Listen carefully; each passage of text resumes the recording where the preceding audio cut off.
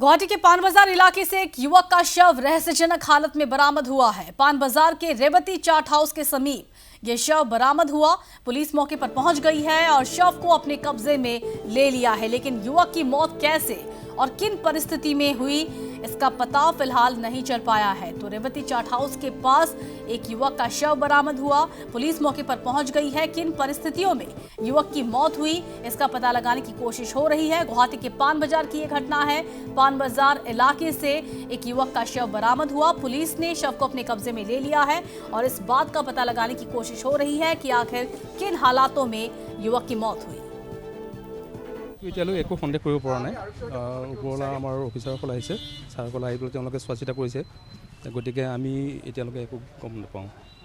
খবৰ লাভ কৰাৰ পিছত আপোনালোকে SDRFকো খবৰ পোৱাৰ লগে লগে আমি আহিছোঁ। আমাক খবৰ জনাইছে থানাত, অচি ছাৰ সেইমতে আমাক পঠিয়াইছে, আমি আহিছোঁ আৰু শেষত অচি ছাৰ আহিছে, আমাৰ ACP ছাৰ আহিছে, আহি গোটেইখিনি তেওঁলোকে চোৱা চিতা কৰি গৈছে। গোটেই দল আহিছে, টিম আহিছে, আহি গোটেই চাইছে। কেতিয়া মানে হ'ব পাৰে এই ঘটনাটো? আপোনালোকে যিহেতু অভিজ্ঞতা আছে আপোনাৰ তেনেকৈতো আমি ক'ব নোৱাৰিম। হয়তো আজি পুৱতি নিশাও হ'ব পাৰে, হয়তো তাৰ আগদিনাখনো এনেকুৱা ৰাতিৰ ভিতৰতে হ'ব পাৰে। তেনেকুৱা চিনাক্তকৰণৰ পৰ্যায় এতিয়া আপোনালোকে আৰম্ভ কৰিছে পৰিচয় উদ্ধাৰৰ বাবে। আপোনালোকে সেইটো আমাৰ কৰিব, যি পৰ্যায়ত যেনেকৈ কৰিব লাগে ঠিক তেনেকৈ আমাৰ ওপৰলা অফিচাৰ ছাৰসকলে কৰিব। আমি ইনফৰমেশ্যন পাইছিলোঁ এবাউট 4:45 মানত। স্থানীয় মানুহে কৈছিলে যে এইটো নাককাটা পুখুৰীটোৰ ওচৰত এটা মানে যুৱকৰ এটা ডেড বডি এটা মানে উপঙি আছে। সেই একৰ্ডিংলি আমি ইয়ালৈকে আহোঁ।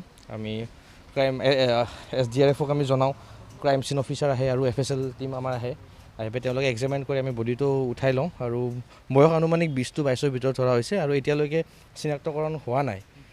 আমি যিখিনি লোকেল মানুহ আছে আমাৰ ইয়াৰে স্থানীয় ব্যক্তি তেওঁলোকক মাতিছিলোঁ, তেওঁলোকক চিনি পায় নেকি, কিন্তু এতিয়ালৈকে তেওঁক আইডেণ্টিফিকেশ্যন হোৱা নাই। আৰু আইডেণ্টিফিকেশ্যনৰ কাৰণে আমি অভাৰঅল অল অসম OCICলৈকে আমি মেছেজ কৰিম বা আমি অনাৰেবল CP ছাৰ বা আমি DCP ছাৰলৈকে আমি পঠিয়াম সেইটো চাৰ্কুলেশ্যনৰ কাৰণে, তেতিয়াহে গম পোৱা যাব। নাই, এতিয়ালৈকেতো দেখা পোৱা নাই, তেওঁ ফৰেঞ্চিক টিমে দেখা পোৱা নাই। তেওঁলোকে অপিনিয়নটো দিবই আৰু আমি যি ব্লাড চেম্পল বা আদাৰ যি ফেচাৰা হয় আমি সেইবোৰ আমি পঠিয়াই দিম FSLলৈকে কালি পৰহি।